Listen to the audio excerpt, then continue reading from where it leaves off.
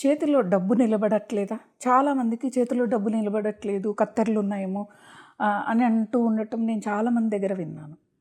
ఒకటే చెప్తాను, డబ్బు నిలబడకపోవటానికి ప్రధాన కారణం మనమే. మనకు ఒక 10,000 డబ్బులు వచ్చాయి, వస్తూనే ఆన్లైన్లో ఏదో చూసాము, అది బుక్ చేసేస్తామని గబా ఒక 4 బుక్ చేసేస్తే 8,000 వెళ్ళిపోతాయి. ఇంకో 2,000 ఉంటాయి. 2,000 అవసరానికి మనకి ఎలా తీరుస్తుంది?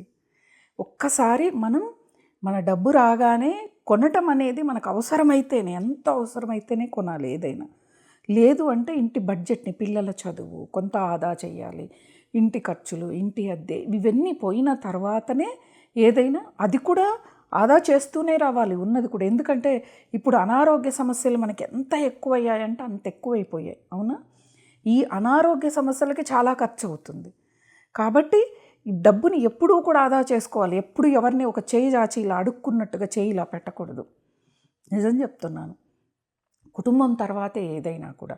మరి సరే అమ్మ, మేము ఏమీ కూడా చెయ్యం, మరి మాకు ధనం నిలబడట్లేదు అంటే, ప్రతిరోజు కూడా మీకు డబ్బులు ఎక్కువ ఖర్చు అవుతున్నాయంటే మీ ఇంట్లో పెరట్లో అరటి చెట్టు ఉన్నా, దానిమ్మ చెట్టు ఉన్నా, లేదా ఆలయాల్లో ఎక్కడైనా ఇవి మీకు కనిపించినా, సాయంకాలం రోజు కూడా వాటి దగ్గర దీపారాధన చేయండి. నేను ముందు చెప్పాను కదా, ఆ నియమాలు పాటిస్తూ సాయంకాలం స్నానం చేసి, తలారా స్నానం చేయాలని నేను చెప్పట్లేదు, స్నానం చేసి ఉతికి శుభ్రపరిచిన దుస్తులు ధరించి, అరటి చెట్టు అందరి ఇళ్లల్లో ఉంటుంది, దానిమ్మ ఉండదు, అరటి చెట్టు దగ్గరే దీపాన్ని ప్రతిరోజు కూడా పెట్టండి.